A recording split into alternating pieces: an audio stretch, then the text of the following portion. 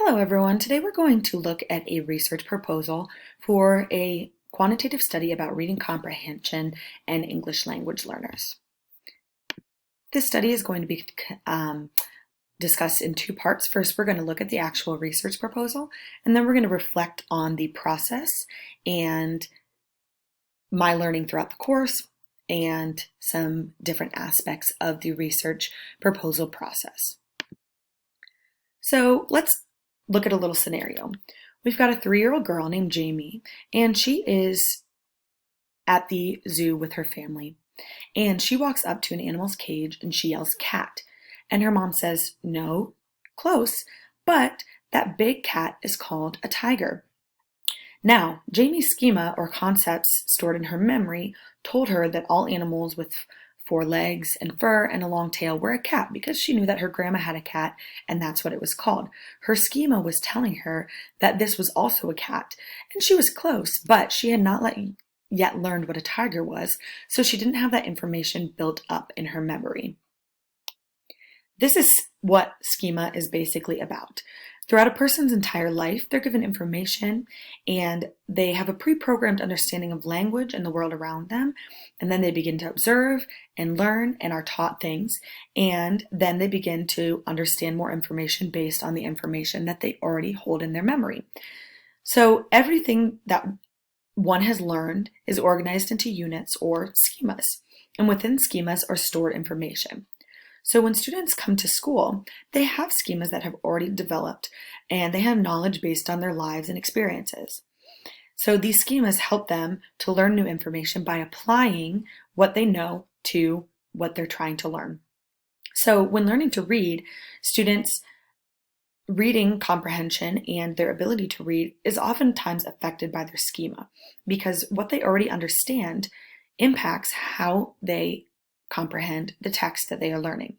So for English language learners, it can be especially challenging to comprehend text because their vocabulary that they have built up and their schema that they have built up is not always what is used in traditional texts, in traditional teaching methods. So since ELL students don't have the same schema as a student who grew up learning English and whose English is their first language, it places them at a significant disadvantage when they're beginning their education. So what this study is going to do is look at ways to help support ELL students and their schema and reading comprehension so that they can better comprehend text. In the literature, there are a lot of connections made between comprehension and schema.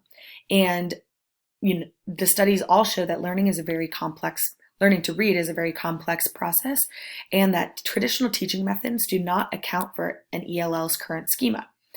And a lot of times when you're reading a text to self-connection in some way is important, or to understand the vocabulary and the context of the story. And ELL students may not have the same schema or context as students who have grown up learning English in their homes. So, for example, if there's a student who came to the United States in the summer from Mexico, and they are given a text about a winter storm and asked to answer questions. But that student has never experienced a winter storm. They don't know what snow looks like. They don't know what a blizzard would look like. They don't know what even a bad snowstorm would look like. And so in order to answer questions about that text, they might not have the schema to understand the vocabulary and be able to really fully comprehend that text. So it puts them at a significant disadvantage. In the literature that was reviewed, there were a lot of different connections made between the importance of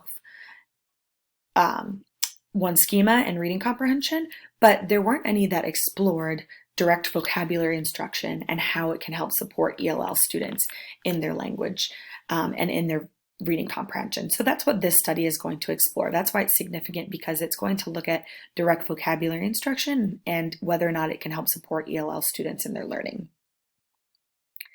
So the research question that we are going to be looking at in this proposed study is, what is the impact of direct vocabulary instruction as a pre-reading strategy on reading comprehension for English language learners in a Title I elementary school? And the researcher hypothesizes that the direct vocabulary instruction as a pre-reading strategy will have a positive impact on reading comprehension for ELL students. So before beginning this study, of course, there's some ethical considerations that need to be had. We need parent permission. We need to be sensitive to the needs of students and the culture of the students. Since they're English language learners, they don't have the same culture as maybe the researcher. So we need to make sure we're cognizant of that during the study. And then, of course, IRB approval and university approval needs to be gained before the study begins. This study is going to take place in a Title I elementary school in South Carolina.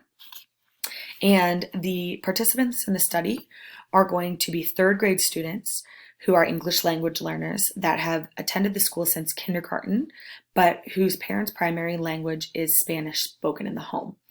And the reason that third graders were chosen is because third grade has a Read to Succeed Act in South Carolina, where that is a very critical age for students to have that reading comprehension and be able to understand text.